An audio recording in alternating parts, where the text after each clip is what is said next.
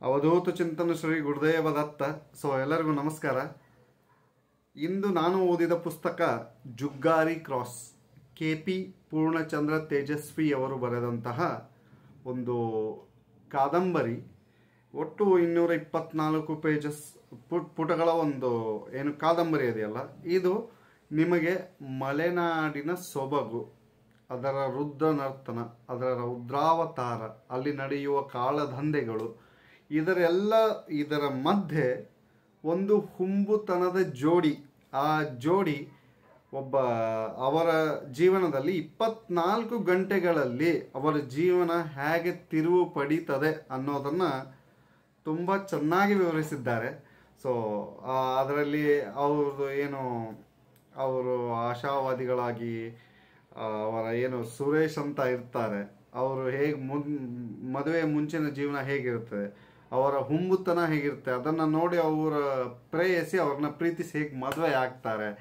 ತದನಂತರ ಅವರು ಯಾವುದೋ ಒಂದು ಇಕ್ಕಟ್ಟಿನ ಪರಿಸ್ಥಿತಿಯಲ್ಲಿ, ಯಾವುದೋ ಒಂದು ಕಾಳಧಂಧೆಯಲ್ಲಿ ತಾವು ಬಲಿಪಶುವಾಗಿದ್ದು ಹೇಗೆ, ಅದನ್ನು ತಪ್ಪಿಸೋಕೆ ಅವ್ರು ಎಷ್ಟೆಲ್ಲ ಪ್ರಯತ್ನವನ್ನು ಪಟ್ಟರು ಅನ್ನೋದ್ರ ಬಗ್ಗೆ ಕುಲಂಕುಷವಾಗಿ ಬರೆದಿದ್ದಾರೆ.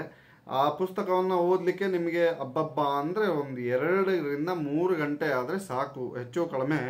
ಇಲ್ಲಿಂದ ನೀವು ರಾಣೆಬೆನ್ನೂರು ಅಥವಾ ದಾವಣಗೆರೆ, ಹುಬ್ಬಳ್ಳಿಯಿಂದ ಹೋಗೋದಾದರೆ ನೀವು ಆ ಪುಸ್ತಕವನ್ನು ತೆಗೆದುಕೊಂಡು ಹೋದರೆ ಹೆಚ್ಚು ಕಡಿಮೆ ನೀವು ರಾಣೆಬೆನ್ನೂರು ಅಥವಾ ಹರಿಹರ ದಾಟೋ ಮುಂಚೆನೇ ಅದನ್ನು ಮುಗಿಸ್ಬಿಡ್ತೀರ ನೀವು ಓದೋರಿದ್ದರೆ.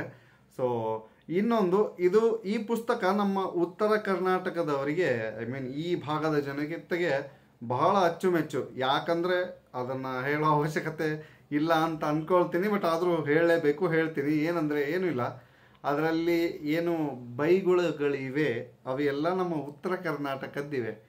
ಆ ಬೈಗುಳಗಳನ್ನು ನಾನು ಹೇಳುವುದು ಅಪ್ರಸ್ತುತ, ನೀವು ಓದಿದಾಗ ನಿಮ್ಗೆ ಅರ್ಥ ಆಗ್ತದೆ.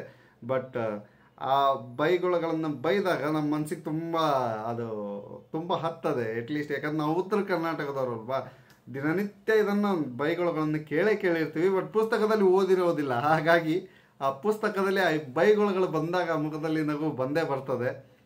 ಒಂದು ಅತಿ ಚಿಕ್ಕ ಪುಸ್ತಕ. ಇಷ್ಟು ಈ ಪುಸ್ತಕದ ಬಗ್ಗೆ. ಇನ್ನು ಮುಂದಿನ ಪುಸ್ತಕ ಯಾವುದು ಅಂತ ನಾನು ಇನ್ನೂ ನೋಡಿಲ್ಲ, ಯಾಕಂದರೆ ನನ್ನ ಹತ್ರ ಈಗ ಸದ್ಯ ಯಾವ ಪುಸ್ತಕಗಳು ಇಲ್ಲ. ದ ಮ್ಯಾಜಿಕ್ ಅಂತ ಒಂದು ರೊಂಡಾ ಬ್ರೈನ್ ಅವರು ಬರೆದಿರುವಂಥ ಒಂದು ಪುಸ್ತಕ ಇದೆ. ಸೊ ನೆಕ್ಸ್ಟ್ ಅದನ್ನು ಓದಿ ಆದಮೇಲೆ ಅದರ ಅನಿಸಿಕೆಗಳನ್ನು ನಾನು ನಿಮ್ಮೊಂದಿಗೆ ಹಂಚಿಕೊಳ್ತೇನೆ. ಅಲ್ಲಿವರೆಗೂ ದತ್ತಗುರು, ಎಲ್ಲರಿಗೂ ನಮಸ್ಕಾರ.